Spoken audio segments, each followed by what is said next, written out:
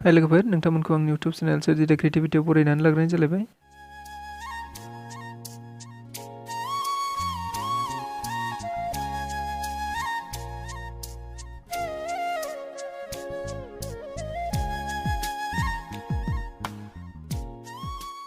आं दिनै मोनसे गोदान भिडिअ लानानै फैलायबाय।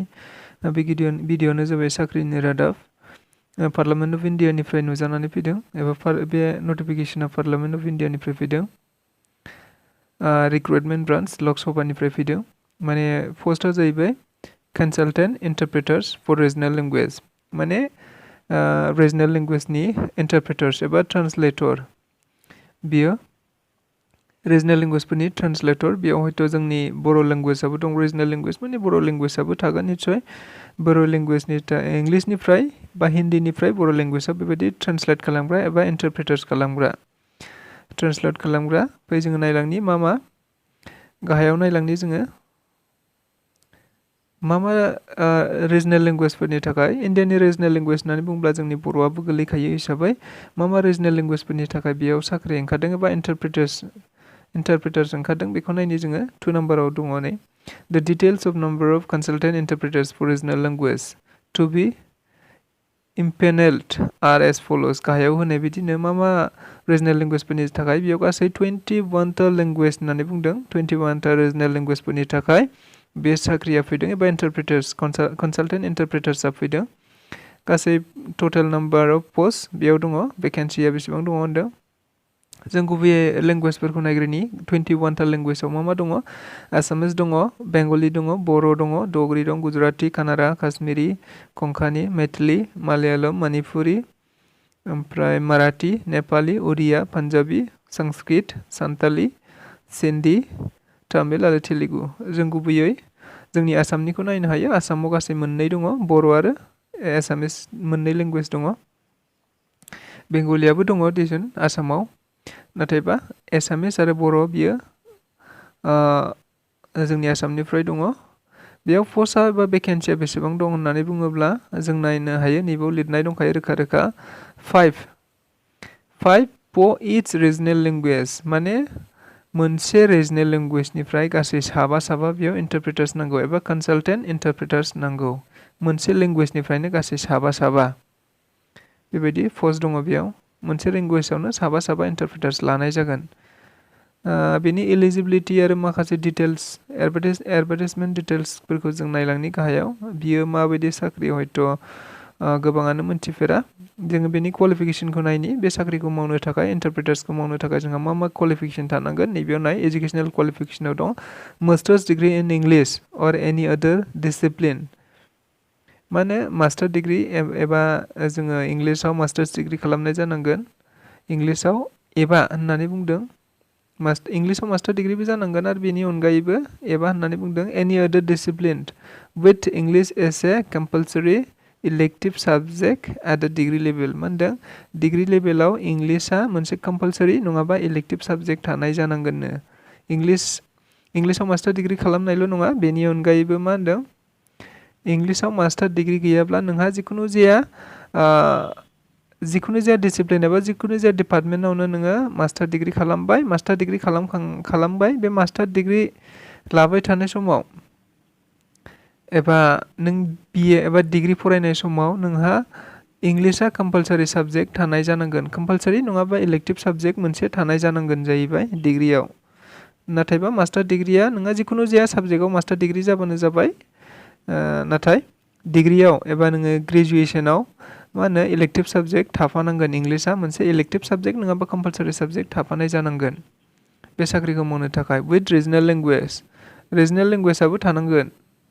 माने डिग्रीयाव नोंहा रिजनेल लेंगुवेजा थाफानांगोन। नों बबे रिजनेल लेंगुवेजनि थाखाय एप्लाइ खालामगोन, जेनेबा बर' कनसालटेन्ट एबा इन्टारप्रेटार्सनि थाखाय नोङो एप्लाइ खालामोब्ला नोंहा डिग्रीयाव बर' लेंगुवेजा थानाय जानांगोन। नोंनि साबजेक्टआव बर' लेंगुवेजा मोनसे नङा मोनसे थाफानाय जानांगोन एबा रिजनेल लेंगुवेजा थाफानाय जानांगोन, अब्लासो नोङो बेयाव एप्लाइ खालामनो हागोन। बे साबजेक्टआ मा होनदों, कम्पालसरी नङाबा इलेक्टिभ, जिखुनु जाया कम्पालसरीबो जानो हायो आरो इलेक्टिभबाबो जानो हायो, खिन्थु डिग्रीयाव बियो थानांगोन। रिजनेल लेंगुवेजा थानाय जानांगोन। डिजारेबोला मा होनदों, डिजारेबल होननानै बुंदों बेयाव एक्सपिरियेन्सनि 1 नम्बराव मा दं एक्सपिरियेन्स इन ट्रान्सलेशन अर इन्टारप्रिटेशन वर्क माने नोंहा बहाबा ट्रान्सलेशन एबा इन्टारप्रिटेशननि खामानि मावखानाय दङबा बेबायदिखौ नोंखौ मा खालाम डिजारेबल खालामनाय जागोन एबा सिगां खाबु होनाय जागोन Certificate in Computer Course recognized All India Council for Technical Education AICTE जों नोङो रिकगनाइज जानाय मोनसे जिखुनु जाया कम्पिउटारनिफ्राय इन्स्टिटिउसननिफ्राय नोंहा कम्पिउटार सार्टिफिकेट थानाय जानांगोन बे डिजारेबल आरो माने फार्स्ट खाबु फार्स्ट प्रेफारेन्स होनाय जागोन बिथांमोनखौ नेशनेल बेनि बे नङाबा national institute of electronic information technology बेबायदि मोनसे इन्स्टिटिउसननिफ्राय नोंहा जिखुनु जाया कम्पिउटार सार्टिफिकेट थानाय जानांगोन आरोखि मोनसेया मा जोंहा एक्सपिरियेन्स इन्टारप्रिटेशनाव एक्सपिरियेन्स थानाय जानांगोन आरो गुबुन मोनसेया कम्पिउटार सार्टिफिकेट थानाय जानांगोन बे डिजारेबल बे गोनांथि जागोन जोंनि थाखाय एज लिमिटखौ नायनो जोंनो मा एज लिमिट नांगौ एबा जोङो बबेनिफ्राय बबे बैसोसिम जोङो बेखौ एप्लाइ खालामनो हागोन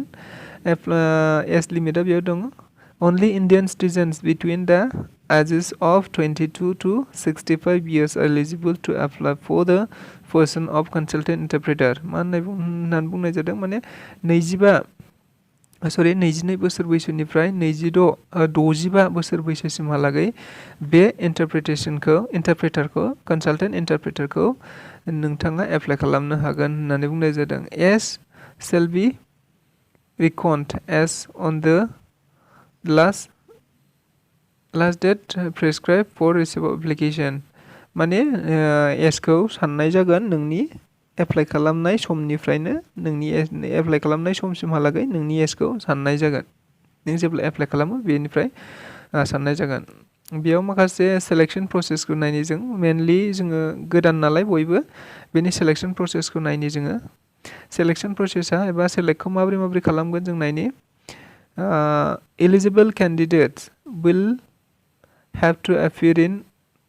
मोनथाम स्टेज दङ बेयावनो oration test written test आरो मोनसे simultaneous interpretation test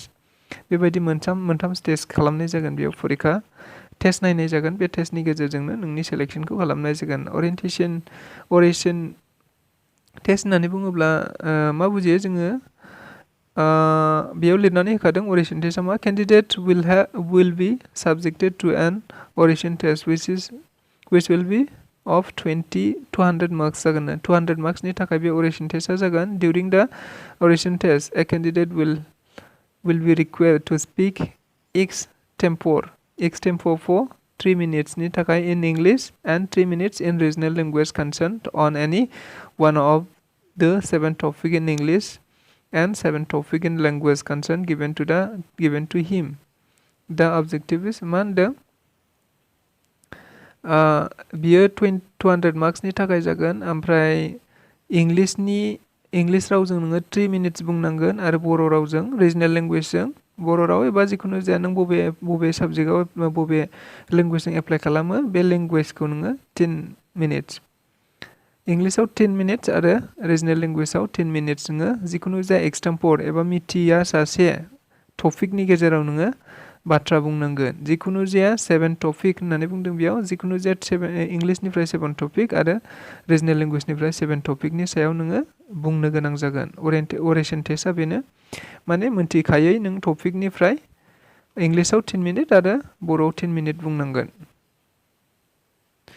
बेनि अनगायैबो मा होनदों गाहायाव मा लिरदों नैबाव नायोबा जों नुयो only those candidates who qualify the oration test at the requisite standards will be allowed to appear in the written test जायफोरा oration testआव पास जाबाय qualified जाबाय बिथांमोनहासो written testखौ होनो मोननाय जागोन होननानै बुंदों written test सानैबो होनाय दं जोंनि मेना जाहैबाय written test नैबे oration testखौ जोङो क्लियार खालामनांगोन oration testखौ खालामखांनायनि उनावसो written test जागोन written testआथ' फ्राय एखेयानो जोबखा जों written testखौ नायबाय थानांगौ गैलिया written testआ मा टपिकनि सायाव जागोन होननानै बुंदों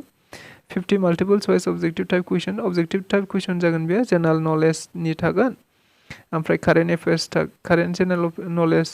थागोन ओमफ्राय current affairs general English general regional language concerned 150 मार्क्सनि थाखाय बियो जागोन ओमफ्राय 2 नम्बराव होननानै दङ translation from concerned regional language to English माने रिजनेल लेंगुवेजनिफ्राय इंलिशसिम ट्रेन्सलेसन खालामनाय जागोन 100 मार्क्सनि थाखाय आरो बियो मा होनदों 2 आवार्सनि थाखाय जागोन मोनसेया रिजनेल लेंगुवेजनिफ्राय इंलिशाव ट्रेन्सलेट खालामनांगोन आरो गुबुन मोनसेया इंलिशनिफ्राय रिजनेल लेंगुवेजाव ट्रेन्सलेट खालामनाय बेबायदि रिटेन टेस्ट जागोन बेनि अनगायैबो सिलेक्शन प्रसेसआव मोनसे प्रसेस दंबावो बे जाहैबाय सिमुलटेनियासलि इन्टारप्रिटेशन टेस्ट माने सिमुलटेनियासलि इन्टारप्रिटेशन टेस्ट माने नोंनि बाथ्रा बुंनायनि सायाव बिसोरो माखासे एक्युरेसिखौ नायगोन स्टाइलखौ नायगोन डिक्शन नायगोन कन्टिन्युटी अफ इन्टारप्रिटेशननि कन्टिन्युटीफोरखौ नायगोन बिसोरो भइसफोरखौ नायगोन प्रनाउन्सिएसन एक्शनखौ बिसोरो नायगोन बेनि सायाव बिथांमोनहा डिसाइड खालामगोन बे लाजागोन ना लाजाया एबा नोंनि फ्लुएन्सिखौ बेयाव बा नोंनि पार्सनेलिटिखौ बेयाव नायनाय जागोन बेनि अनगायैबो गाहायाव मा दं जों नायनि बेनो सिलेक्शन प्रसेसआ बेखिनियानो मोनथाम प्रसेस दङ मोनसेया अरेसन टेस्ट मोनसेया रिटेन टेस्ट आरो मोनसेया सिमुलटेनियासलि टेस्ट जोङो वर्क प्रफाइलफोरखौ नायनो हायो वर्क प्रफाइलफोरखौथ' जों नायनाङा मा खामानि मावनांगोन खामानि मावनाङा बेफोरखौ जोङो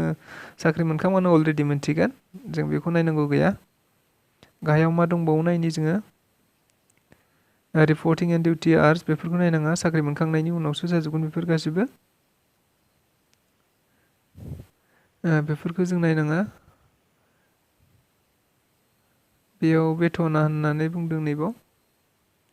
25,000 पार एनम बेनि अनगायैबो मा होनदों माखासे एलाउन्सफोर थाबावगोन बेफोरखौ जों नायनो गोनां गैया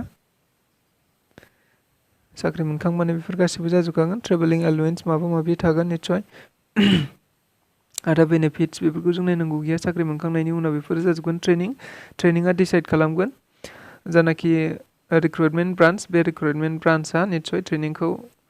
डिसाइड खालामगोन बोरै खालामगोन ट्रेनिंखौ मा ट्रेनिं होनाय जागोन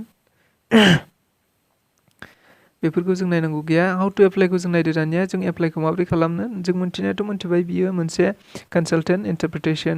इन्टारप्रेटार होननानै नाथायबा बेखौ जों माबोरै एप्लाइ खालामगोन नैबेयाव नाय द केन्डिडेट्स द applications R to be submitted in the prescribe format as given in एनेक्साराव होखानाय मोनसे फर्म दङ बे फर्माव जोङो फिलआप खालामनानै मोनसे एप्लिकेशन फर्म होखानाय दं बे एप्लिकेशनखौ जोङो फिलआप खालामनानै मा होनदों प्रपारलि इन A4 शीट A4 साइज पेपाराव जोङो प्रपारलि बेखौ प्रिन्ट आउट खालामनांगोन प्रिन्ट आउट खालामनानै बेखौ जोङो फिलआप खालामनांगोन प्रिन्ट आउट खालामखांनायनि उनाव फिलआप खालामनांगोन फिलआप खालामखांनायनि उनाव जोङो पस्टनि गेजेरजों नैबेयाव हरनांगोन जोङो बेयाव मा होनदों recruitment branch room number 521 Lok Sabha secretariat parliament house annex new Delhi 110001 बेयाव जोङो दैथायहरनांगोन फिलआप खालामखांनायनि उनाव A4 साइजआव जों बहनबाय नैबे एनेक्सखौ जों गाहायाव दङ फर्मखौ जोङो दसे उनाव नायगोन बेखौ जोङो A4 साइजआव दिहुनदो प्रिन्ट आउट खालामदो प्रिन्ट आउट खालामखांनायनि उनाव नैबे थंआव जों हरनांगोन आरोखि बे थंआव जोङो हरनांगोन इनकमप्लिट बाव होखानाय दं रोखा इनकमप्लिट एप्लिकेशन सेल बी सामारलि रिजेक्टेड जायनाखि जोङो इनकमप्लिट मोनबाय बिथांमोना नोंनि फर्म फिलआप खालामनायखौ एप्लिकेशन फर्मखौ जुदि इनकमप्लिट मोनोबा बा नोङो माखौबा मोनसे फिलआप खालामाखैब्ला बेखौ बिथांमोना अट'मेटिक रिजेक्ट खालामनाय जागोन होननानै बुंदों नैबेयाव दङ जों सिगाङावबो नायखांबाय लास्ट डेटआ नैबे होनदों The last date for receipt of application is 31st October एबा जोबथा अक्ट'बर मास मोनसेहालागै सोलिगोन बियो दायो बे सोलिगासिनो दं नोंथांमोनहा गोसो गुदुं जायनाखि बिथांमोन दङ बिथांमोनहा दायो बेखौ हरनो हासिगोन एबा दैथायहरनो हासिगोन अफलाइनसो बियो अनलाइन नङा नोंथांमोनहा फर्म मोनखागोन एप्लिकेशन फर्म मोनखागोन बे एप्लिकेशन फर्मखौ नोंथांमोनहा फिलआप खालामनानै दैथायहरनांगोन जों फर्मखौ नायनि एनेक्सआ गाहायाव होनानै दोनखादोंनो फर्मखौ जों नायनि नैबे फर्मा बेनो बे फर्मखौ जोङो प्रिन्ट आउट खालामदो A4 पेपाराव प्रिन्ट आउट खालामखांनानै गासिखौबो मोजाङै नायनानै फिलआप खालामदो। फिलआप खालामखांनायनि उनाव जानाखि एड्रेस होनाय दंमोन, थं होनाय दंमोन, बे थंआव नोंथाङा फिलआप खालामनानै पस्टनि गेजेरजों दैथायहरबानो जाबाय। स' आंनि भिडिअखौ सिगांनिफ्राय जोबजासिम नायनायनि थाखाय गोजोननाय थाबाय। गोजोन्थों।